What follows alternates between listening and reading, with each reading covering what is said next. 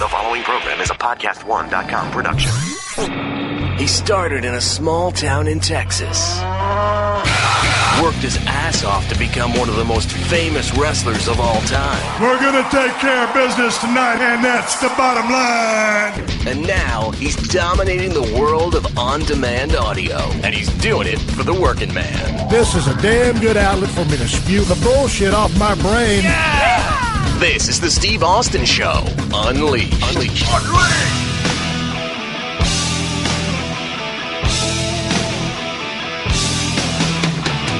All right, everybody, welcome to Steve Austin Show. I'm coming to you from the mean streets of Los Angeles, California today. Sitting here at the house at 317 Gimmick Street. The remodel continues over there at 316. Shit, we just got our electrical inspection done about an hour ago, and everything passed with flying colors.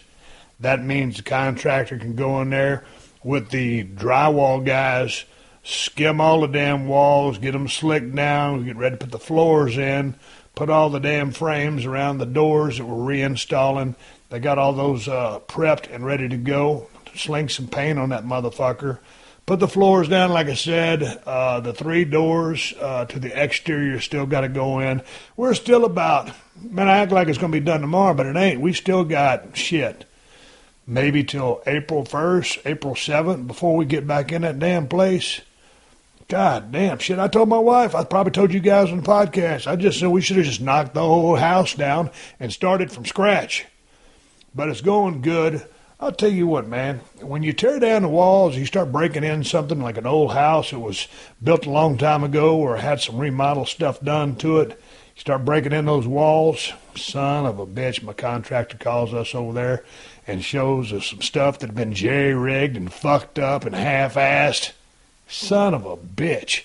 I tell you what, I sure would like to kick a sumbitch in the ass or remodel that sumbitch or add it on to it back in the day because they didn't know what the fuck they was doing, and I don't think they cared either. If there's one thing I can't stand is when a motherfucker goes to remodel a house or add on and does shoddy, stupid work. So, shit, we're trying to remodel the goddamn house. I didn't know we was going to have to rebuild it. But I'll tell you what, if there's ever a hurricane up in this motherfucking state of California, everything else might fall in the water, but 316 Gimmick Street will be standing strong because we got that sumbitch shored up like a motherfucker. I ain't gonna dare earthquake to come in and knock my house down. That sumbitch, knowing my luck, shit, it probably would. I don't know. 2017, we're only 2 months in. I told you guys 2016 was kind of a suck-ass year for the Austin family. So far, 2017, we're 2 months in, but I'm feeling pretty goddamn good about it. How's y'all's damn new year going? Fuck, things are clipping along for the kid over here. Well, Hershey had a little bit of a setback. That damn dog, she is 12 years old. She got in the trash can twice a couple days ago. She ate a bunch of egg yolks. When she ate those egg yolks, way back in the day, she had pancreatitis, an affliction of the liver. Not good. Damn near died. The vet down there in Jourdanton, Texas, right by the Broken Skull Ranch, saved her life with a bunch of IVs and antibiotics. Well, I'll be goddamn if eating those egg yolks didn't trigger that pancreatitis again. We hauled her ass to the vet. Shit. Got her on some medications. Came back. She's still limping along. She's doing a lot better, but she ain't out of the woods yet. She's still on the back end of having that walking pneumonia. We still got on antibiotics from that. And now I call her a stubborn head because she's so goddamn stubborn. She's 12 years old. She knows she ain't supposed to get in the goddamn trash, and we feed her twice a day, so it ain't like she's missing any meals or starving, and she's a little bit on the heavy side, quite frankly. I don't want to say that too loud because she might hear me and get her feelings hurt. So I don't know why she felt she had to rustle around in a trash can and get in a bunch of damn egg yolks. Fuck. The other night, my wife was up all night long, taking her in and out because Hershey would get in bed. She sleeps right at my feet in the bed. And we don't have a dog door over here at this place we're renting because it ain't our place. So my wife was up with her all night long, and Hershey'd get back in bed, and my wife would pet on her. Well, Hershey's stomach was all fucked up. She tried to go out there and, do some business. My wife walked out there with her. Here comes Hershey back in. As soon as she laid down, 2 minutes later, right back out in the yard. And here's the thing. It was raining cats and dogs the whole night, so every time she comes in, my wife's got to dry her off, wipe her paws down. She gets back in bed, back outside. Well, I was awake the whole time this was going on, but my wife was handling the situation, so I figured, what the fuck, no, don't need two of us doing this. But I was up at the same time, so my wife was tired as a motherfucker the other day, and I was half tired because, I was just listening to all the bullshit. So she has a good day, she does. And then I think she's starting to get out of the woods a little bit. And then last night, up about every 30 minutes, going back and forth to the bathroom. And we can't just leave the door open for her just because the house isn't shored up like our compound is over at 316. So there's my wife. I got up with her the first two times, and then from then on it was all my wife. I'm laying there like a fucking idiot with my sleep apnea machine on thinking, God damn. It was 3 o'clock this morning. I said, man, I'm about to make a damn Bloody Mary so I can go back to sleep. I didn't, because I'm on a damn kick to get back in shape. I got some stuff coming up. Want to be back in shape for her. So anyway, it ain't been nothing but chaos over here for a little bit over here at 317 Gimmick Street. But for the most part, 2017, we ain't but 2 months in, but it's going pretty good so far. Can't complain. Other good shit's happening. I wish Hershey would get her ass well, stay out of my trash can. Shit, we started putting the trash can on the counter. And then we said, fuck the counter. Now we put it in the garage and lock the door so she ain't got no hope of getting in that motherfucker. That damn stubborn-headed dog of mine, I don't know what I'm going to do with her. I love her to death. She's my baby. She goes everywhere with me. Well, she didn't go everywhere with me today. I told you guys about the teeth cleaning session I had a couple months ago. Back-to-back Fridays to get all the shit off my teeth because for a couple years I kayfabed my wife on taking up all the dentist appointments she was trying to set for me. And then finally, she damn near held a gun to my head and said, you're going to the dentist. And when my wife gets that look on her face, she didn't really hold a gun to my head. I said, all right, I'll go to the dentist. And then I got met with those results, met with a report of what I needed to do to get my teeth right. And so I did all that shit, my due diligence, and got me an electric toothbrush. Fuck. So 9 o'clock this morning, she had me an appointment. I got my ass up after, staying up all night with Hershey, guzzled down my 2 cups of coffee, got my 2003 Ford Focus Metallic P, and drove over to the dentist office. Got my teeth clean, polished up. Big thumbs up from a dentist. He goes, Steve, you're doing a damn good job. Well, he didn't say that. He's too nice of a guy. He says, Steve, you're doing an excellent job with your teeth. Keep flossing. So, hey, if I'm 52 years old and I just got my teeth cleaned, if I can give you any goddamn tips, brush your choppers twice a day, floss. Hey, and the dental hygienist was telling me how to floss. She goes, I'm going to show you how to floss. And this was a new dental hygienist who'd never been there before. So I'm sitting there thinking, all right, so she's going to show me how to floss. And she's flossing my teeth. And she goes, you got to wrap the dental floss around the side of your tooth so that you can scrape off the enamel or the plaque or the shit, the tartar that gets in there. I was like, okay. That was the one part of it that I wasn't getting because I just put the dental floss up and down my teeth just to get all the chicken breasts or steak or rice or mashed potatoes out of my damn teeth. So now you got to wrap that string around there to scrape those some bitches properly. So you just heard it from a global icon and a national treasure. Take your damn ass down to Walgreens, Walmart, CVS, wherever you got to go. Get yourself some damn dental floss and take care of your teeth. You're going to be over there getting your teeth scraped off and clean like me 6 months ago. Motherfucker. Hey, man, enough about all the damn nickel and dime shit I got going on. Hell, I was sitting there reading on the sports section that Steve Sarkisian is going to go to the Atlanta Falcons and be the offensive coordinator. Shit, he just signed up with Alabama, my team. I don't know what's going on over there. Shit, I'll tell you what, that Lane Kiffin shit the bed when they played Washington. Alabama should have won that game a lot better than they did, and that's with respect to Washington because I like that program and I like that head coach. Kiffin called a shit game. He goes down to FAU, and they bring Sark in, who's been a offensive analyst while Kiffin was doing his thing, and they bring him in to call that last game against Clemson, and they got their heads thumped. And so now Sarkisian's bolting from the Tide and going over to the Falcons. God damn, I don't know about this. It might be a blessing in disguise for the Crimson Tide. And man, for Atlanta Falcons, it's going to be a hard job to replace Kyle Shanahan, and I don't know the Sark's the guy. So I'll tell you what, as explosive as that Atlanta Falcons offense was last year with all those weapons, Matt Ryan really just keeps coming along, MVP of the season. They shit the bed on that game. Some people call it a choke. I don't know what you'd call it. I think you saw a legend in Tom Brady resurrect that damn Patriots spark and just keep going on to win that game. But I'll tell you what the fuck? Sarkisian is the offense coordinator. That's going to be an interesting thing to see.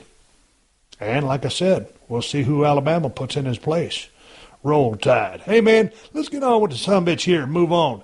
My guest today is an old acquaintance. We can say he's like an old buddy because we never really hung around together, but we always had respect for each other. Paul Roma.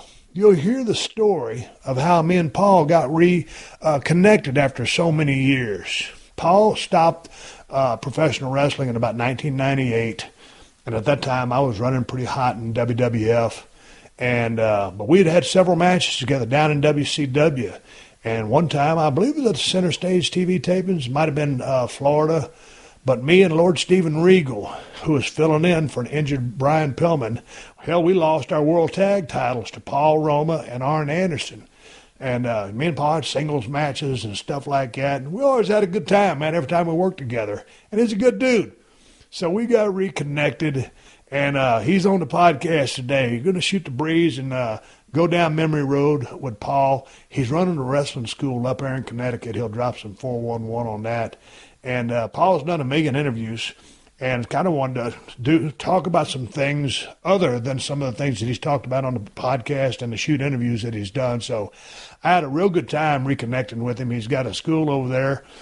Paul was always a real solid worker, very good mechanic in the ring, great working punch, very athletic, jump on the ropes like a cat, good pacing, never rushed anything. Dude was solid as shit.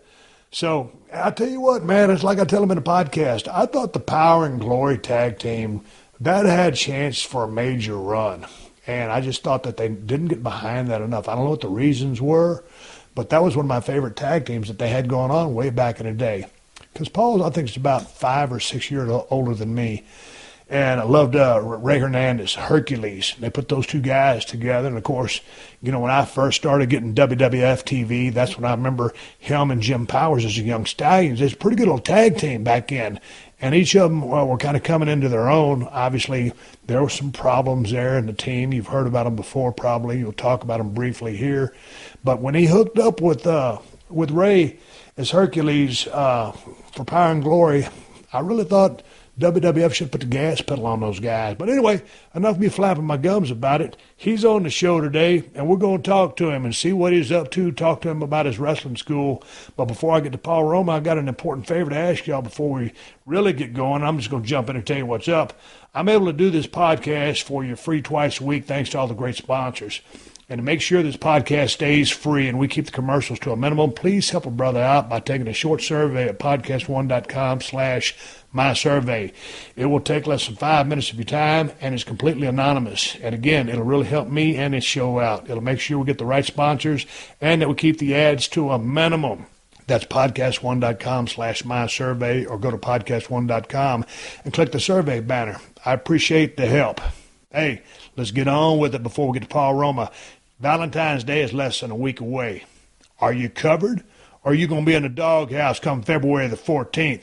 It ain't too late to be the Valentine's Day hero, and I'm going to make it real easy for you, because all you got to do is order her up some flowers at Books.com.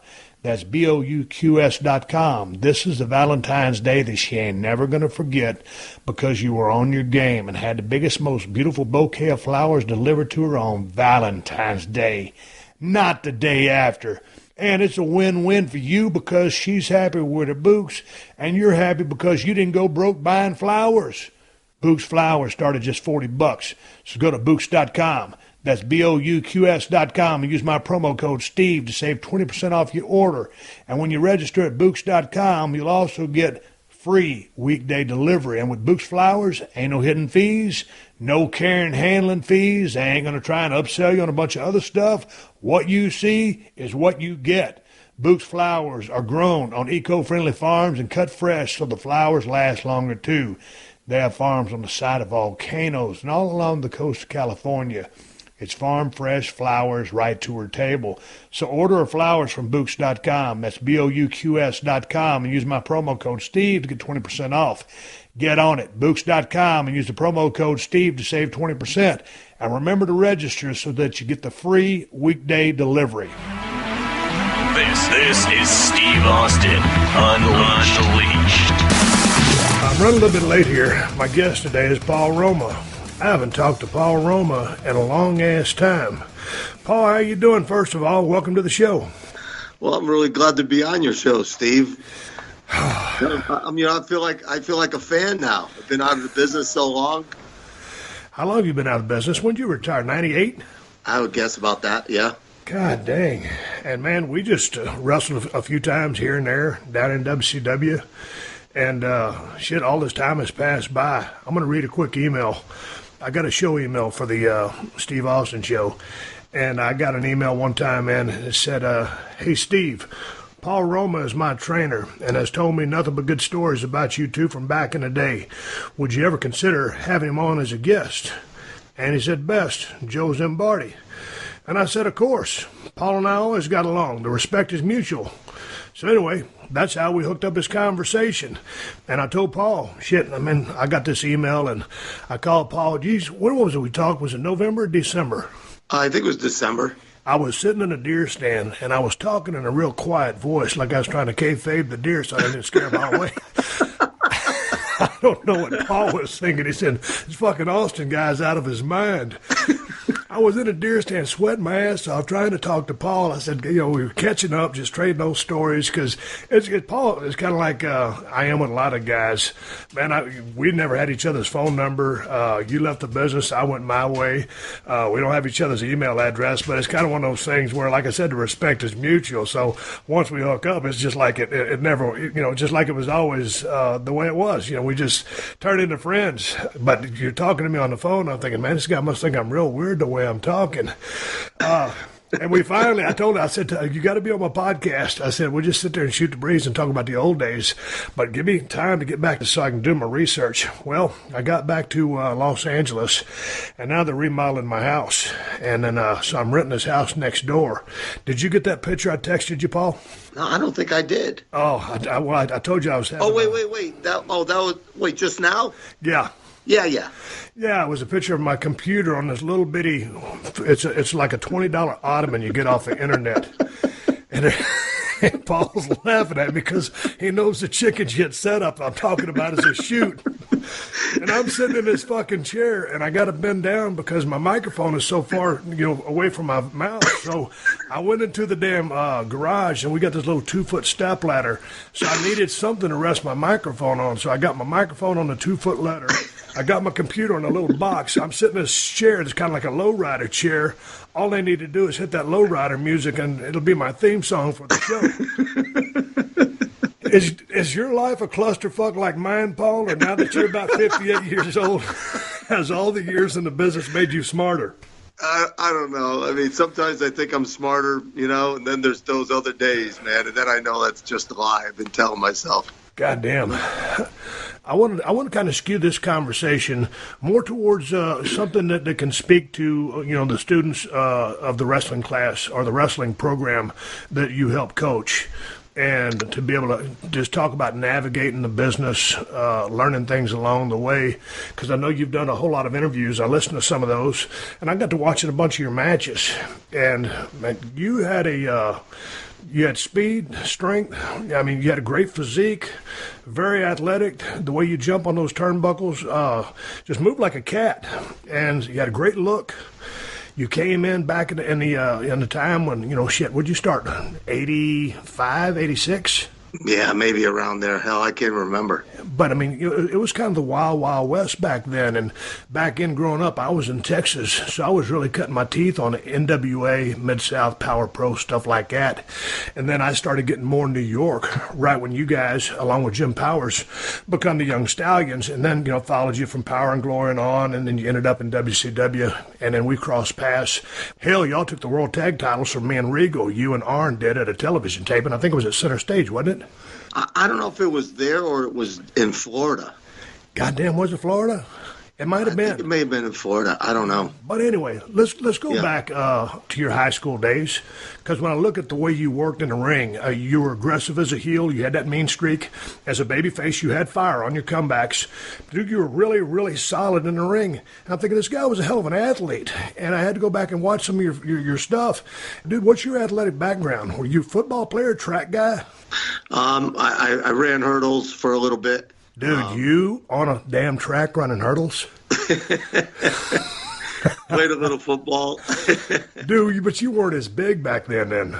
Well, when I tried out for the pros, I was actually about 185 pounds. I was a wide receiver, split end. Ran a 4.5 40, not bad speed, for a white boy. Pretty good vertical leap? Yeah. I could, at the time, I could touch the top of the square in a backboard. Yeah, that's a pretty good set of goals. Hey, man, when you said you tried out, where was this at? I tried out for Chicago. Made it about the third round. Basically told me that one coach really loved me. This other guy just didn't want me. No way, shape, or form. So I moved on and got into wrestling. But where'd you play college at? University. I went to University of New Haven. It's kind of I'll make a long story short. I knew a trainer for the New York Giants. He knew about my background, knew how he watched me play semi-pro ball, and he said, "Listen, you got to go to college. Just play a little organized ball, and I get you a tryout tomorrow. I know you're that good. I've seen you stick people." So I was like, "Okay, great." So I worked full time, went to school full time, and I cashed in my insurance policies to pay for school, and I couldn't do it all. So yeah, didn't happen. So how long did you last in college? Hell, maybe a year. I couldn't do it all. It was too much, When you say you couldn't do it all, working full time, what about the books? Were you a good student? Nah, not that great. Wasn't into the books. I was into sticking people, And that's what they put in my write-up, actually. They gave me a hell of a write-up and said, listen, I'd go tell him to hit that 300-pound lineman. He'd go whack him and take him out. And that's what I did. So, just it wasn't meant to be. Next thing you know, I was wrestling. Okay, but I know you come up in the Connecticut area, right? Yeah. Okay, so that's where you're still at. And then, so back in, when you're trying to cut your teeth, you got into New Haven, a little bit of college, didn't like the books. It was too much. You're trying to work a full-time job. So were you a fan of the business, or did you just look at the business as, hey, man, this is my next way that I can, make a living? No, my father had asked me, he said, hey, listen, he called me in the room and said, why do you do this? And he had wrestling on. He goes, you're big enough. And I said, that crap, I ain't going to do that shit, And he goes, I should think about it. And I said, that's bullshit. And I walked away, and I was a marshal, in the system, in the Connecticut system. And a former pro fighter came up to me and said, hey, listen, I know somebody in the wrestling business. I think you should be a wrestler. And he kind of intrigued me a little bit. So I went to a local show for WWF. And, then I ended up joining a wrestling school. And then after the wrestling school, since they didn't teach you all that much, I really got my notoriety when Mr. Fuji took me under his wing and started training me. And that's really when I got my break. Okay, but you're training people right now. You also have a regular job. We're going to get to that. But, according to the thing right here, it says Tony Altomare trained you beginning, but then right. Fuji was a big influence or mentor towards you. So what did Tony Altomare teach you? Just to stand there and look good, couple bumps. There was nothing really. Taking bumps. I used my athletic ability to, enhance anything and everything I did. whether it was like when somebody straddled, running across the ropes and straddle somebody, they go for a backdrop, you straddle them. I started running over them like it was a hurdle. I'd throw one leg out, one over the side, like, I was running over the hurdle. And, then I started doing flips off, backdrops, landing on my feet and running up the ropes, walking up the ropes, things like that. And so I just enhanced everything. And then I just kept working on my drop kicking ability because I knew I could get the height. I just had to make it look pretty. Sounds like Tony Altomare was a real old school guy. Real old school. And he was creating guys for meat, for the WWF, or, the big names to just chop up. So how did you come upon Mr. Fuji taking you under his wings? And how did you get into the WWF? Fuji saw me. I used to go to New Haven when they were in town. And they always tell you, bring your gear. So I bring my gear. And Fuji said, hey, listen, I need some help moving. And I said, sure, man, I'll help you. Just tell me when. So he told me. And I said, how about if I, you got to move your entire house, right? You're going to pack it in a truck. So how about if I get some people to help? And he said, fine. Well, all in all, I showed up. And we moved him out of his house. He never expected me to show up. I guess one of the ribs with the boys was, tell him, yes, you're going to show up, and then you leave him hanging. Right. So I showed up, and he thanked me, and he said, hey, listen, next time we're in New Haven, get there early, and I'll work with you. So I got there early, and we worked for about an hour and a half, 2 hours, and we kept that steady going. And then he just continued on, and he started, showing me different things, teaching me, telling me about ring psychology, and this is, why you don't do that and why you do this, and, so on and so forth, and don't take any, useless bumps and things like that. Yeah, and then I followed him down. Basically, when he moved to Tennessee, I was down in Tennessee working in one of the rings down there, and anytime I was on the road or he was there, we traveled together. Even if I wasn't booked, we'd travel up to New Hampshire or Maine or wherever we were wrestling or that he was wrestling. And he'd get me a deal. He'd say, hey, listen, I don't want to wrestle tonight. Put Paul in my place. So I go in and work, and then he'd critique my match, and all the way home, 3-4 hours just talking wrestling. And we just hit it off, I mean, I was that stand-up guy, man of my word. So were you working some independent shots? Because, like you said, always bring your gear with you. Yeah, that way if you got your gear and they call you, hey, man, we need you. So you got your gear. So were you working shots around the area or with a smaller federation? Yeah, well, they were almost like branch-offs of WWE or WWF at the time. Tony would get the deals, get the gigs. Right. Pittsfield, Mass, and some, even Brantford and all these little places, Watertown and Waterbury and all this. And then we go out there for, $25 or whatever it was and, wrestle in front of the people and, try to get your feet wet. But, again, still not knowing what the hell you were doing, back at that time.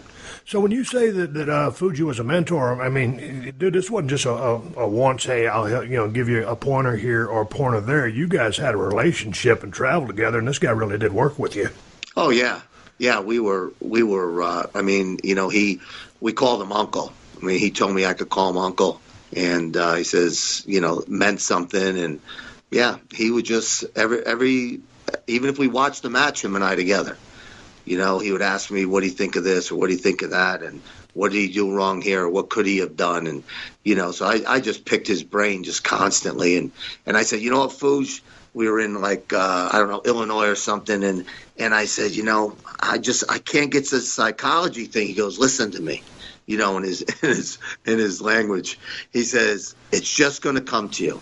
And then you're going to be like, wow, it's that easy. So I went out in the match and, I was sitting in a reverse chokehold, and I sat up and I said, holy shit, that's it? And the guy says to me, what? I said, that's it. He goes, that's what? And I said, that's it. That's all there is to it. That's it. And he goes, what the hell are you talking about? And we're having this conversation in the ring. And I said, man, let's go home. And we walked in the locker room, and Fuji was sitting there, and he looked at me when I came in. He goes, you got it. And I said, I got it. He goes, I knew it. He said, I saw the look on your face. I said, Fuge, all this time, that's it. That's all it is, And I try to explain that to my students. It's it's amazing. Once you get it, it turns your whole life around on, how you look at things and even life in general. So then what was it as it pertains to the squared circle that made the light go off and you say, okay, I got it. This is what it is? I just understood ring psychology. I understood how to get the people off their feet, how to control the crowd, how to get them to boo. I was in the Pontiac Silverdome, and, you get 50,000 people, 90,000 people to cheer you or boo you, and you have them in the palm of your hand. It's just I can't really put a finger on it, but you understand why you do what you do. You don't do like the Lucha Libre where they just do moves that mean absolutely nothing. They're just high spots. Every move, every bump means something. When I first got into the business, when I was going to Chris Adams School, and he didn't smarten us up, man. Because I thought something was up when I got into business, and, I bought into it. I thought pro wrestling was real when I was a kid at 7 or 8 years old. Here I am right out of North Texas State. I'm in wrestling school, once every Saturday after they do the TV taping at World Class Championship Wrestling, and this dude ain't smartening us up. So I'm thinking, man, how these guys do this shit in the ring? Anyway, a few months later, I'd have my first match, and Frogman LeBlanc on live TV or live to tape, whatever it was, I found out that it was a work and how it worked. But still, I didn't really know how to go about having a match. And so all these years later, and it took me, give or take, I don't know if it was a year. I understood I could have a match with someone that could lead me through the paces, but I didn't really understand. And I'll never forget, and I have it somewhere in my garage, it's a piece of paper, a legal paper on yellow legal paper. And he wrote the formula for a match for me, and he put 1, 2, 3, 4, 5, how many numbers there were. But basically it was babyface shine, heel heat, manic comeback, finish. And either baby goes over or the heel goes over. But, there it was right there in front of me, all the little 5 pieces of a match, and it still didn't register with me, but I did the same thing. It was like, maybe a year in the business or whatever. And then I think after you understand what a match is, then you can take it to the different levels of complexity that you're able to take it to. But I was watching, basketball a while back, and I was watching the Super Bowl this past weekend, and sometimes, like to your students that are in your class, sometimes you can think of a match like this, when it's that babyface shine, or if the heel starts over on top. Sometimes it's a thing where, if you're watching a basketball game and there's that momentum swing, and all of a sudden the team will get on like a 12, 15, 16, 20-point run, and you're thinking, what the fuck's going on here? The other guy's going to get it. Are they going to start making shots? Well, all of a sudden the momentum turns, and so they start making everything, and the other team starts kind of blowing their lead. And so if you just think of it as an athletic contest, you're simulating not a real fight, but you are. But it's a wrestling match, so you're simulating combat. So you just got to put it in the context of that. But people get caught up sometimes, I think, too much in trying to think of what the high spots should be, but just think of the logics of what you said, connecting to the people and make them come with you and being able to control and manipulate them by what you do in the ring, and not begging them, but working them to get them where you want them. Right. Would you agree with that? Yeah. And I learned that in Toronto. I was working with Arn and Tully. And he got me in a hold, and Toronto was tough. They wanted you to move all the time, and they started booing. And I said to Tully, I said, come on, let's go. They're booing. And he goes, now relax, kid. And I said, no, they're booing, man. We got to do a spot. They're booing. He goes, just relax. They'll come. And I relaxed, and he goes, okay, now we go, and they erupted. So, I had good people around me. I had good people teaching me. Since I was connected with Fuji, I had Harley Race, another person that helped me, Les Thornton. I had some really good people around me that, really had a lot of input, which is what I liked. Yeah, so I owe it all to him. I got to ask you a question about Harley. But before I get to Harley, Mr. Fuji was the king of ribs, from what I understand. You're riding with the guy, so I'm sure he's not ribbing you. You're kind of his protege. He's taking you under his wing. He's the wily veteran, and here you are, this kid, this young man in the business. So he's taking you under his wing. Did he discuss ribs with you?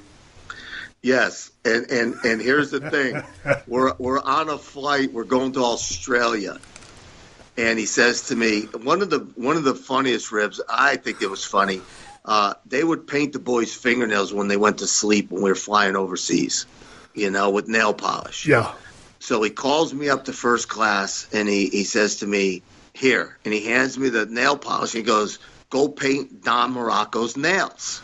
Oh no. And I went, "Fuji, please, I'll do anything, but not Don. Please, not Don." And he goes, "Oi, boy son, you want to graduate?" And I said, "Yes, Fuji, yes, Uncle, I want to graduate." He goes, "Then you do Uncle say." Because that's how he spoke. And I was like, okay. So I went over, and Morocco was sleeping, and I was trembling, man. I was trembling, painting this guy's nails. So we're in the back of the plane, and Morocco's standing there next to me, and he's a big beast of a man. Absolutely. Yeah, and I'm like, "Hey, Don, what's going on?" He goes, some prick painted my nails. And I went, "Yeah, some bitch got me too." He was like, "He did?" I said, "Yeah." So I was just trying to get the heat off me. I was like, "Shit, man." But yeah, no, he, biggest ribber. I mean, Fuji was the biggest ribber. Actually, Vince went to Fuji one day and said, "Please, I need you to, just calm down, slow down on the ribs." So what'd he do? He actually did. He actually slowed down on him a little bit. I mean, they're out of control. I mean, what they did to the Rooster, Terry Taylor. What'd they do? Well, he came in, and there was this thing, man, about WWF and nobody from, either NWA or down south should come into our company and vice versa. So Terry Taylor comes in, and he had his Halliburton. He came in a suit. When he went into the ring, they busted open his Halliburton. They cut made the long pants shorts on his suit. I mean, and he came in, put him, he had his ring stuff on, and he put his stuff away and just walked out like that. I mean, because, if you put the guys over, they're going to just continue on. Yeah. It was brutal, man. And then Outback Jack, they got him. I mean, Fuji got him. He made the worst mistake he could ever make. He walked down to Fuji at the bar and said, "Hey, mate." He goes, "I bet I can outdrink you." And Fuji looked at him, and you don't say that to, a veteran like him. So they got him all messed up. They took the crocodile off his back. They jumped on his Halliburton and crushed that thing, and they pissed all over all of his clothes. I actually went in the room because I thought he was dead. I really did. He was just sitting in the chair, hunched over. I just wanted to make sure he was breathing. Then I left him there and walked out. Were you ever a big ribber yourself? Because I wasn't, and I think you're probably like me. I was a little bit of a loner. I had the guys that I hung around with, but I wasn't into being ribbed. I could appreciate a good rib if I saw one, or that was lighthearted. But the serious ribs, I wasn't really a big fan of. But were you ever a ribber? Did anybody rib you? Because you pretty much had a reputation for being a guy that, hey man, you're a man of your word, but you're a guy that doesn't like to be fucked with. Yeah, no. Again, I was protected. Yeah, that's the thing. Like, Fuji was the godfather of wrestling. And, the first time he introduced me to Andre, I walked in and he goes, "Come here." He goes, "Andre, this is Paul. He's with me. This is my boy." And Andre said, "Oh, okay." He goes, "Hey, you play cards?" And I said, "No." He goes, "Okay, sit down. We'll play for money. I'll teach you." And then Andre and I hit it off. And then Ted Arcidi walks in to the locker room, and he goes, "Get out of here." And Arcidi looks at Andre, and he's like, "What?" He goes, "I said, get out of here." He goes, "Well, I have to change." He goes, "You go find another place to change. Get out of here now." So he left. So, I mean, if, you didn't have a little juice. And I think that's what helped, too, because, nobody wanted to mess with Fuji. I went into Cleveland, and I walk in the locker room, right? I'm all happy. I go to work. And all of a sudden, one of the guys grabbed me and said, "Hey, Fuji wants you. You better get upstairs right now. He's pissed." So I was like, "He's pissed?" Like, "Yeah, man, he's upstairs. You better go." So I go running upstairs. And I'm like, what the hell did I do, right? So I walk up to him and I said, Fuge, what's up? He goes, what did you do? And I said, what do you mean, what did I do? I just got here. He goes, what did you do? What'd you say about Harley? And I said, I didn't say anything about Harley. I said, I love Harley. He goes, well, you better go talk to Harley. So I was like, holy shit, man. So I go back downstairs, and there's Harley. You know, I mean, that was one tough dude right there, Harley. Yes. You know, he had grips on him. I mean, damn, man. He could turn the lug nuts off a car, a tire. I mean, he was unbelievable. So he's sitting there, and I said, Harley, you got a minute? He looks up at me like, you know, kind of mean and pissed. So he goes, yeah, come here. So we walk into the men's room, and I said, Fuji just told me that you're pissed at me. I don't know what I did, you know. I said, listen, I said, I would never say anything about you, you know. I said, I have nothing but love for you.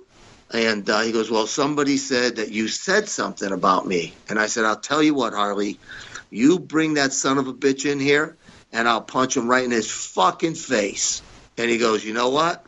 He gave me a big hug. He goes, that's all I needed to hear. He goes, I'll take care of it. And that was it. Walked out of there, and yeah. So got, you know, the boys trying to bury me, but again, you know, because I had a relationship with Fuji and Harley, and you know, and I told him, I had said to Harley too, I said, you know, you do nothing but help me. We get in the ring, you teach me things. I said, I have nothing but love for you, man. I would never say anything against you. All right, before we continue on, Paul, we've got to take a minute here to thank one of the sponsors who's not only keep this show free for you to download, but who's also keeping my wife happy. Blue Apron. Y'all know that I don't cook, and that my wife is a gourmet cook who loves to be in the kitchen, but hey, she's got a lot going on herself and can't make me gourmet dinners every single night, and I'm sure a lot of y'all are in the same boat. That's why you should check out Blue Apron. Blue Apron makes home cooking easy for everyone. For less than $10 per meal, Blue Apron delivers seasonal recipes along with pre-portioned ingredients to make delicious home-cooked meals, and every meal with a step-by-step, easy-to-follow recipe card and can be made in 40 minutes or less.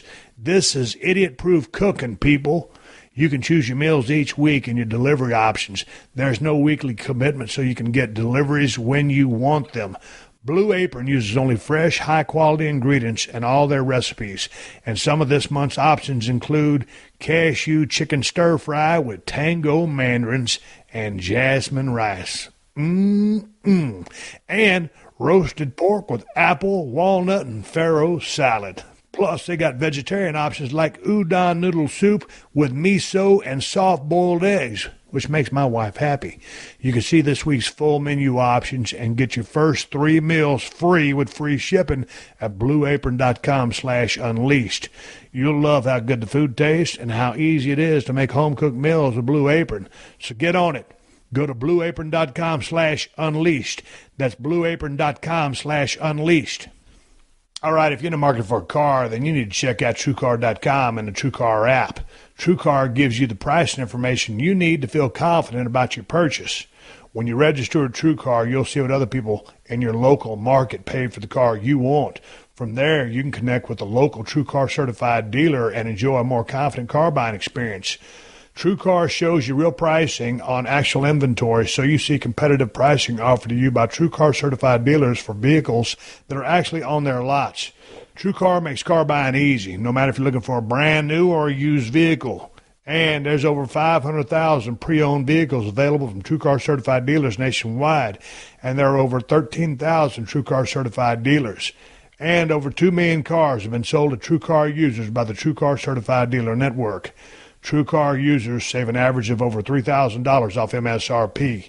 So when you're ready to buy a new or used car, visit TrueCar.com or download the TrueCar app to enjoy a better car buying experience. Some features not available in all states. Steve Austin. Unleashed.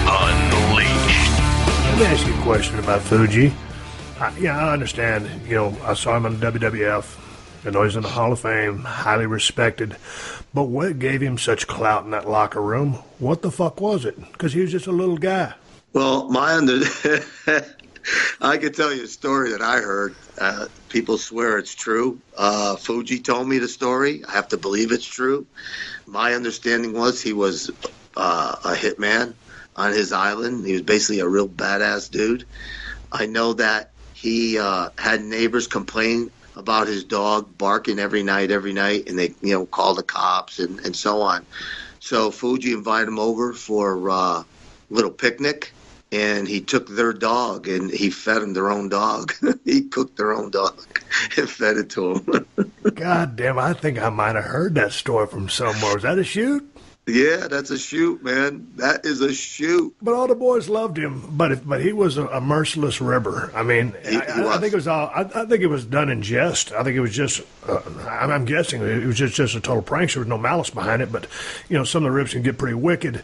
Harley race. You just told me the conversation you had in the bathroom with him.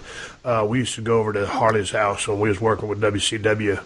And we'd all go over there, and him and his wife at the time, he would barbecue, and his wife would make all his desserts, and Harley was an excellent cook. And, man, there was 10 or 12 of us over there, and we'd be laying around. This is before the matches. And then it was like no one wanted to leave. We'd already been on the road. We go to Harley's for lunch. No one wants to leave because they don't want to be rude. And so everybody's just laying around. And so finally Harley would come in there, and you know how Harley talked because you knew him well.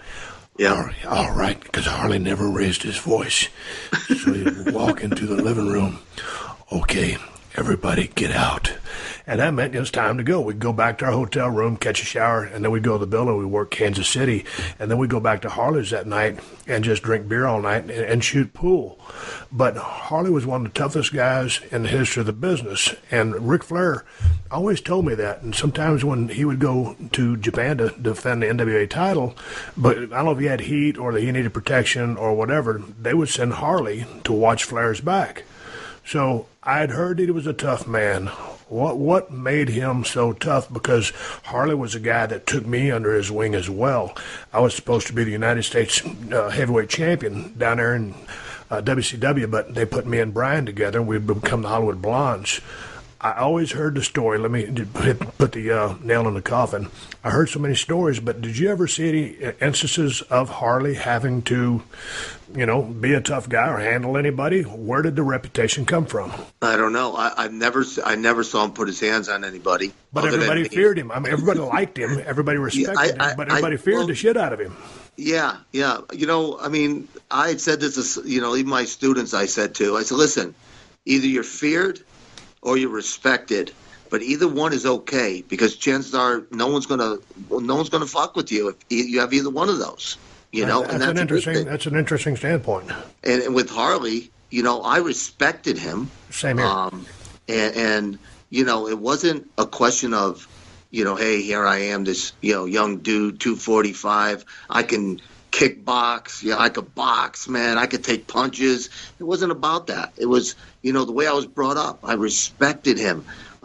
He put those clamps on my traps a few times and, brought the sweat out of me and made me tremble. But, he's such a great guy. He just is.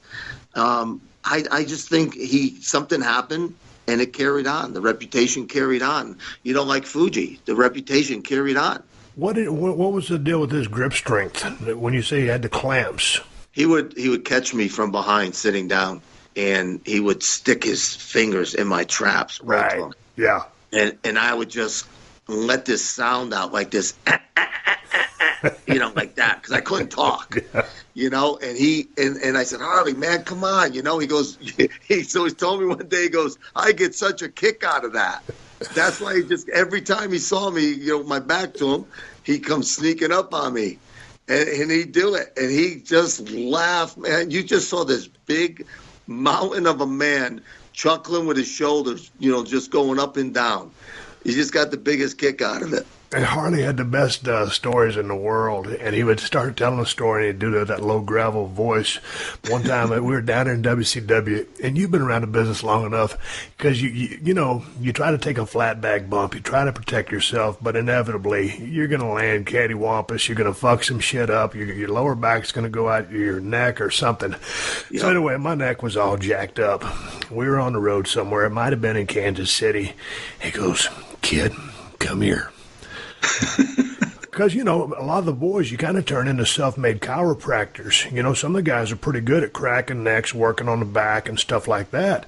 Oh, yeah. Because that was the way it was back then. As you know, dude, we didn't have, and you were a half generation before me, we didn't have any medical staff. We didn't have doctors, trainers and stuff like that. This was still Stone Ages, so for the most part. So anyway, Harley knew I had a bad neck, or my neck was jammed up, so he tells me to lay down, and I'm hanging my head off the end of the table, and the table is, one that you would sit on to get taped up like at a football facility. Yeah. And he rolled up a towel, and he wrapped it around my neck, and then that was what he's going to use for traction, and he jerked the shit out of the towel like he's going to pull my head off to decompress it. And I swear to God, Paul, when he did that, it felt like lightning bolts shot out of my fingers and my toes. I thought he was going to paralyze me, and I'm thinking, God damn, it scared the fuck out of me. And he goes, okay, now get up.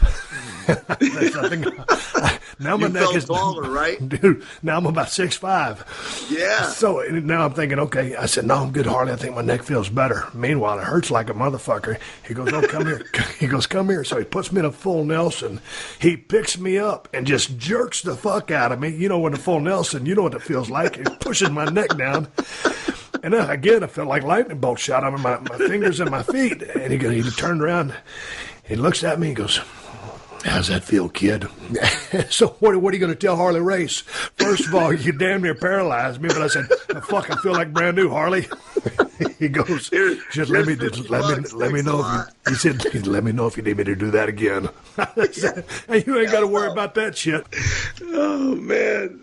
Oh, yeah. No, he worked on me in the ring one day. I told him, my neck was sore, and he got me in a hold, and he started massaging my neck. And the same thing, just like you got him down pat, how's that, kid? And I'm like, oh, that feels great. Thank you,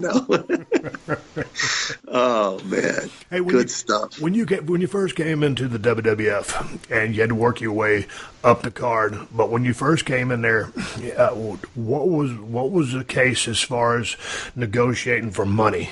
Because this is before that, maybe this is before you and Jim Powers, you had become a tag team, and then right. The young Stallion's name was born. But just as far as pay right off Jump Street, how did they negotiate that? Just say, hey, kid, you come in here, because I saw a match you was working with Terry Funk, competitive match, but you were there to do the favor. So what would they tell you back then in the Wild West days, just as far as pay structure? Well, they structured it as when you did TV tapings, they gave you $50 because they felt that they were giving you exposure that, paid you way more than you could ever get. And that's an interesting standpoint for validating a low pay. Correct. But and in theory, it is correct. They're giving you television. They are giving you television exposure to go do other things. But you're there to work, and you got a mouth to feed or a couple of mouths. Right. Exactly. Then it was just when I got my chance. Actually happened. I was at TV in Poughkeepsie, New York, and I walked over to Fuji, after doing a job, and I said, I'm done. And he goes, okay, you going home? And I said, no, Fuji, I'm done. And he goes, I don't understand. I said, I'm done. I said, I had enough of this. I said, I look better than these guys. I could work. I said, my body's better than all of theirs. I was that cocky dude. I didn't give a shit. Right. And he goes, oh, wait. And I said, no, I had enough. I said, I'm making these guys look great. They look like shit, and I make them look great because they're beating me. I said, so you know what? I had enough. It's not going to happen. They don't want to do anything with me. I'm good with it, And he goes, wait. He says, let me talk to Caesar, meaning Vince. And he goes, just go home. Just don't think like that. Let me talk to him. So then he talked to Caesar, and they gave me some bookings, and you pick up, $200-300 a night. One week I did 3 shows, so I got like $900, and you figure back in '85 for a week. That's damn good money. That's damn good money, exactly. And I said, shit, I could get used to this, and then I just started, getting more and more. At that point, if you're going to get beat, really don't get it, doesn't hurt as much because you're at least lining your pockets a little bit. So, did you ever sign a contract that said you would work X number of dates? How did it work back then? Because when they put, you and Jim Powers were together, the Young Stallions, they come up with the name, whether it was on TV, Vince doing commentary, whatever, y'all the Young Stallions, and Right. they'd push you guys a little bit, then not so much, or whatever the run was. You've talked about it a million times. My question is, did they ever back in those days sign the boys to contracts and say, okay, you're here for a year, or No, I know there was signed no me. guaranteed money. Yeah, no, there's no guaranteed money. They signed me. They had me sign a contract. That just basically said they could. Obviously, they own my likeness, and all that stuff. I had a big push. They sent me to Australia. SD Jones and I were, and if you would believe this, SD Jones and I were probably more popular than Hogan was here. We were just, he said to me one day, he goes, you don't really understand what's going on. And I said, what are you talking about? And he goes, I don't think you understand how big we are, how over we are. And he took me out, and I found out right quick how over we were. We were on everything. We were on Toyota commercials and Hilux commercials, and I was on the dating game, and I mean everywhere we hosted, went to nightclubs, and they paid us to spin records, and I mean we had carte blanche in Australia, and he was right. And, then you come back to reality, which is here, and and you're back to the grind, but. Jimmy and I got our break as Young Stallions because Zink and Martel had broken up. So they needed another good-looking tag team. Right. So they said, listen, we're going to announce Zink and Martel aren't going to be here, and we're going to announce that you're going to be going after the titles. And as soon as we announce that, we're going to hit your music. You hit the ring because we don't want the people all pissed off. So that's what we did. Well, Jimmy thought that the Young Stallions, he came up to me, goes, they want to call us the Young Stallions. And I said, okay. And he goes, well, I'm not Italian. I said, well, we're not the Italian Stallions. We're the Young Stallions. He goes, well, it's a rib. And I said, okay. He goes, well, this is bullshit. It's a rib. And I said, listen, if we get booked and we book steady, I don't give a shit if it's a rib. I got a family to take care of. So we went out as the Young Stallions. They gave us a nice little push. I was making more money before I hooked up with Jimmy, doing singles. And then once we started getting the pay-per-views, then obviously I was making a lot more money. You know what I mean? Right. Because you get more for those. There was no dollar amount set. It all fluctuated. So it all depends on the house, and they put me on great houses. I can't complain, So I was making good buck, so I can't bitch about it. And then Jimmy kept coming to the ring drunk, and one of the guys grabbed me one night and he said, "Listen, I don't want to work with him anymore. He's drunk, and I'm putting my body at risk." And so I started doing double time. So I was doing everything until the comeback. He made the comeback. And then I finally said, I can't do this anymore. I'm wearing my body out. And I told him, he's got to cut the shit. And, he got kind of like a little mouthy, like, you think you're a big deal. And I'm like, dude, I don't think I'm a big deal, but I'm doing all the work. We have a 20-minute match. I'm in there for 19 minutes. Are you kidding me? I said, so you know what? I'm done. So I grabbed Pat. We were at a TV in like Arizona or something. And I grabbed Pat. And I said, I can't do this anymore with him. I said, he's coming to the ring drunk. I said, I have a wife, kids, a house. I said, he lives in an apartment. If he loses this job, he doesn't care. That's all he has to pay for. I said, but I lose everything. I worked too hard to get here. So Pat begged me because Pat was the one who came up with the Young Stallions. So he got I had a lot of heat with Pat, a lot of heat. And I really didn't know it. I didn't realize Pat was the one who came up with it. So Pat said, please reconsider. And I said, no, Pat. I said, I don't want to do this anymore with him. So he disbanded us, and people came up to me like Demolition and said, oh, I heard that, you don't want to work with Jimmy. And basically it was all my fault. And I was like, well, we'll see. The cream will come to the top. You believe what you want to believe. And that was Bill Eadie that said that to me. So yeah, they gave me a little bit of a push. I started making some money, and then back on the back burner. Ray was on the back burner, so I just came together one day, and I went to the office, sat down with Pat, and Power and Glory was formed. Hey, let's go back to the Jim Powers thing, because I've heard you talk about the stories about him coming to the ring a little bit intoxicated, drunk, whatever.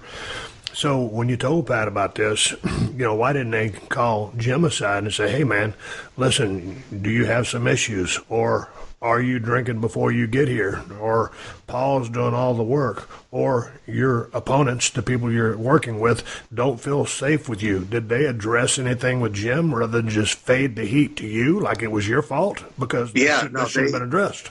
Yeah, it wasn't, though. You know how it was. I mean, you were there for a while. It may have changed when you got there. I don't know. But, I told Pat. I told him right in front of Jimmy. Hell, Jimmy didn't even deny it.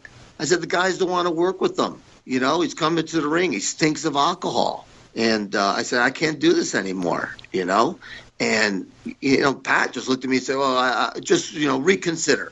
Just reconsider. And instead of turning to Jimmy and saying, listen, what the fuck are you doing, man? I put this team together. I want this to work. Nothing. It was all on me. So whatever happened to that guy? I appreciate the fact that you had the balls to stand up and say, hey, man, first of all, you're doing 3/4 of the work, if not more. Other guys don't feel safe. But then, just because you want to be a stand-up guy and don't want to work with a guy who's intoxicated, you say something. That takes a lot of balls. Whatever happened to Jim Powers, because I know you would go on to form Power and Glory with Ray, and we'll talk about that, but what did they do with Jim? And was he not in the space of, he might have been in pro wrestler mode where, hey man, it's a 24/7 party, and he got caught up in the grind, because it doesn't sound like the business was a priority to him. I don't want to put words in his mouth, but you were there. What was his take on things from your perspective? It was a big game to him. Like he had notoriety. People noticed him. Kind of got caught up in the moment. The head swelled up, and he's bigger than the game. And what was funny was I had gone to a show late, but I called the office. And I said, hey, listen, I'm going to be late to the show. Just want you to know. They said, no problem, Paul. We'll let the agent know. So I go running to the ring. Jimmy already hit the ring, and I come running in after him. And I come in. He's like, oh, nice of you to show up. And I'm like, dude, they knew. I called the office. They knew I was going to be late. And then, he started giving me shit in the ring. And I said, you know what? This has got to stop, or I'm going to crack this kid. So I said, I'll just let it go. And I let it go. And then he started hanging out with the British Bulldogs. He started coming to shows late, thinking, I said, dude, you're not a British Bulldog. They could get away with this. We're the young stallions, man. We can't get away with this stuff. You can't be running, amok with these guys. They get in trouble. They're not getting fired. They're the damn British Bulldogs, And, he just didn't get it. I don't know. He just didn't get it. How long did he last in the business after that? Because when he left there, I never heard from him again, unless I missed something. No, they gave me a push as a single, and he was just kind of basically on the back burner, spots here and there. And then when I got with Ray, that was it. Really, it was over after that. I didn't hear or see him for probably just at TVs. When I was watching some of your work, and the Young Stallions, you were really mechanically sound, but I thought you would get even more mechanically sound. And it seemed to me you were really in a comfort zone, in a heel role rather than a babyface role. Am I correct? Oh, you hit it 100%. For me, that's the way I like to work too. So why so for you? I guess because I've always been confident in my ability, confident in everything that I've done, and I try to teach that to my daughter, who's in gymnastics. There's no second place. If you come in second, that means somebody worked harder than you, and that means you got to work hard. So it came easy for me because I was that, I bodybuild. Every show I go in, for the most part, I'd win. I'd walk on stage and just look at the trophies, with one of my buddies and be like, I'll take that one, and that one. Oh, okay. And that's what I would do. So I was always, I should say always used to, but I was very confident. So, turning heel made it so easy. One of the agents, Blackjack or Jack Lanza, Yes. I think it was. Yeah. Jack Lanza said to me, when I turned heel, he said to me, he watched my match, and he goes, yeah, you shouldn't do that. You should do this and this and this. And I'm like, okay. So then the next night I went out there and I did what he told me to do, and I was very uncomfortable. And then, Kurt Hennig grabbed me, and he goes, what are you doing? And I said, well, Jack told me to do these things. And he goes, listen, don't get mad, okay? I'm going to just tell you what to do. I said, no, please. I mean, you tell me, please. He goes, just be yourself. He goes, you know what I mean? He goes, just be an asshole. He goes, be that guy that walks in the locker room that people hate. And I said, done. And the next night I was on the show and he was on the show, and I just let it loose. And I walked out, and Perfect stand there. He goes, how'd it feel? I said, it was fucking great. He goes, yes, it was. That's you. That's what you need to be. Be yourself. Don't listen to these other assholes. He goes, just be yourself. Man, that's just great advice, because I've told a lot of people that, and that was a big key to my success, I think, early on in my career, as did many, maybe, people try to emulate someone who was an influence on them, and I thought I would try to work like Ric Flair, kind of a cowardly heel. Obviously, he was vicious during his heat, but he was a cowardly heel and, a premier wrestler, one of the best of all time. It didn't really work for me when I got dropped on my head, when I turned into Stone Cold Steve Austin, when I basically just turned up the volume of who and what I was as a competitive person in an athletic endeavor. That's when everything lined up for me. I was a mechanic down when we worked together in WCW, and Stunning Steve didn't really have a bio or it wasn't a character. It was just a name that Dr. Tom Pritchard had given me. But Stone Cold was me turned up to 11 or 12. And speaking about Kurt Hennig, when I first walked in those doors, I've told this story before, everybody's heard me tell it, but, Kurt knew me from WCW, and he picked me up. He goes, hey, man, come here. I want to introduce you to somebody. He took me into the production truck and introduced me to Kevin Dunn. He goes, this guy can help you out a whole lot.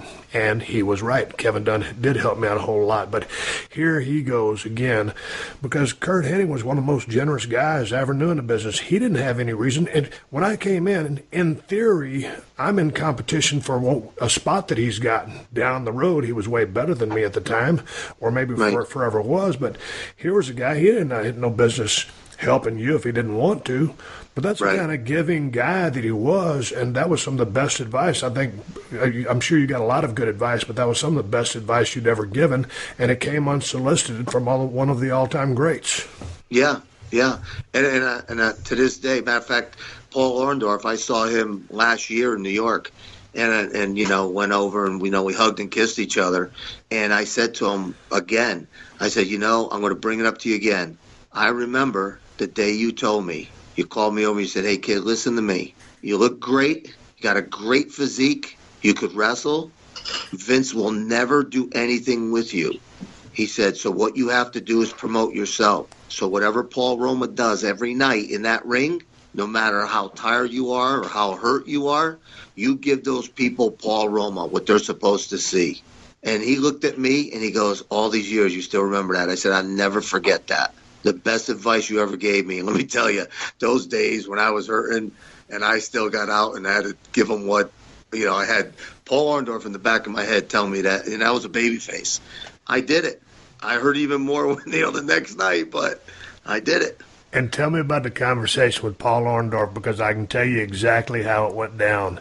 He was about 10 or 12 inches from your face. He was staring you directly in the eyes. He was talking in a low voice, and he was very intense. He wasn't yelling. He wasn't angry. But when Paul is passionate about something and he's trying to give you a message or wants to give you some valuable information, that's how he does it. Am I correct? Oh, you hit it spot on. He is intense. I mean, you look like almost to a point where you think he wants to peel the skin off your face, but it's just it's a passion. You know, you could see the difference. And you feel it. You feel it. And Yeah. he's telling you, and what he's saying was right. And I'll never forget, this was before you guys were pretty wonderful in WCW. And I was actually traveling with Paul because he's the one that got me back into deer hunting when I'd come in from Texas. I'd stopped hunting because I was in the wrestling business now and didn't have anybody that hunted. Me and Paul Orndorff started riding down the road together. We were both working heel. And we'd be driving down the road, and he'd see a deer out in the field, and, man, he'd almost crazy. He'd go crazy when he saw the deer. Look at that deer. Look at that deer. I'm like, Jesus Christ, it's a fucking deer. He goes, you hunt? I said, no, man, I kind of stopped hunting because I started wrestling. Oh, you got to start hunting again. Oh, well, I don't know where to go. Well, you can come with me. I got a lease down in South Georgia. So anyway, I got on the lease South Georgia, built a 7-mag. Rick Rude came out there, and we started hunting together. But anyway, here's the story. Me and Paul were riding down the road, and he had worked a singles match with you that night. And y'all probably went about 12, 15 minutes. And I told you this story a couple of months ago when I was sitting at a deer stand. And during that match, you know, he did something to you. And we got a shower. We're riding down the road, and I looked over at Paul, and he's driving. And I said, man, there's one part of that about that match you had with Paul that I really liked. And he goes, hang on, let me think about it, and I'll tell you what it is. He thought for just about 2 or 3 minutes. He looked at me while I was driving with the steering wheel. He goes, it was the armbar spot. And I'm thinking, how in the fuck did he know that? In theory, an armbar spot may be one of the most boring because he had an armbar applied on you. He had it hooked deep. You were sitting on your ass. Your feet were in front of you.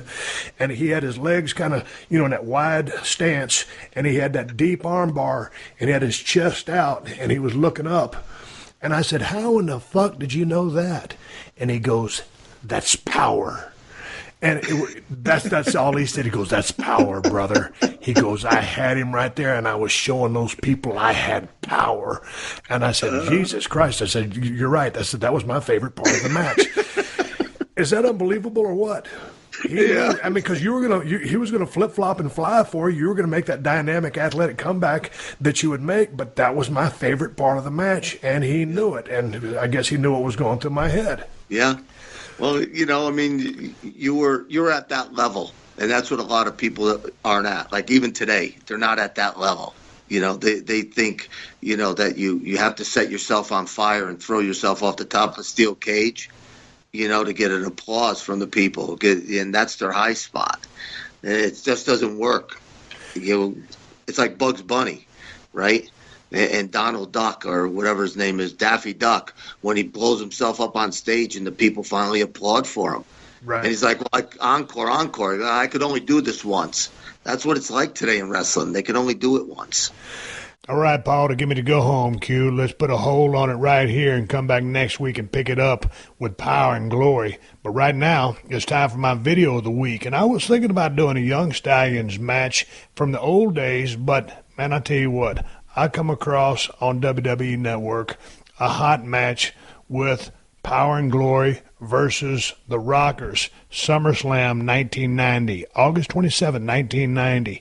And I think the setup here is, it looks like Shawn Michaels has got an injury to his knee or some type of injury in general. The Rockers go to the ring.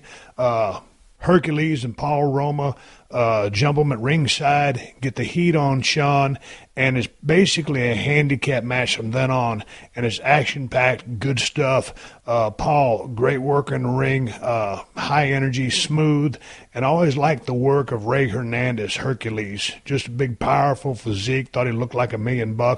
Good, just straight overhand right, was a great working punch. And I tell you what, I just think these guys were a hell of a tag team. It's action-packed from start to finish. Shawn keeps trying to get back into the ring.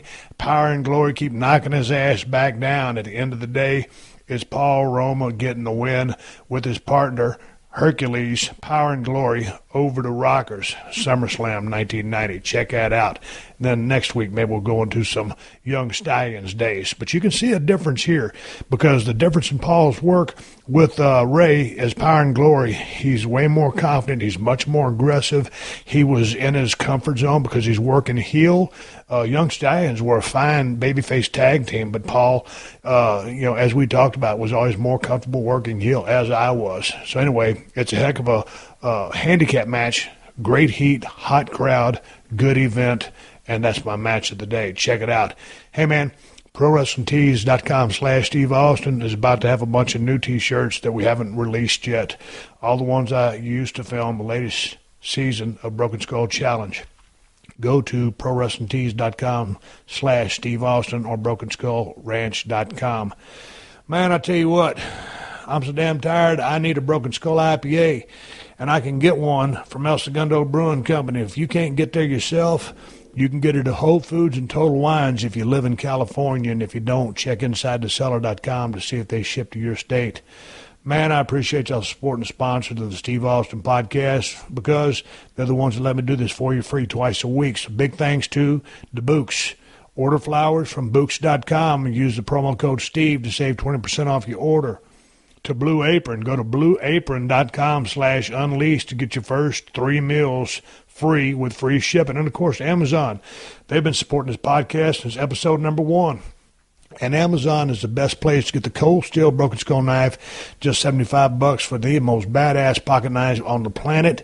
And if you order the Broken Skull Cold Steel knife through my Amazon links, Amazon will kick back a couple of bucks to the podcast, not costing you anything at all. They just help us pay our production fees, and you can buy anything you want and help out the podcast in the process. You can find my Amazon links by going to podcast1.com, clicking on the Killer Deals button in the top right corner of the page, and then hitting the Steve Austin Show button, because I got Amazon links for the USA, UK, and Canada. So hit up podcast1.com, click the Killer Deals button in the top right corner, then click on the Steve Austin Show. If you bookmark it, anytime you want something, you can find it in one click. Hey, keep listening because the 60-second AP News headlines are coming up next. Until next time, my name is Steve Austin, and I will catch your ass down the road. Download new episodes of Steve Austin Unleashed every Thursday at podcastone.com. That's podcastone.com.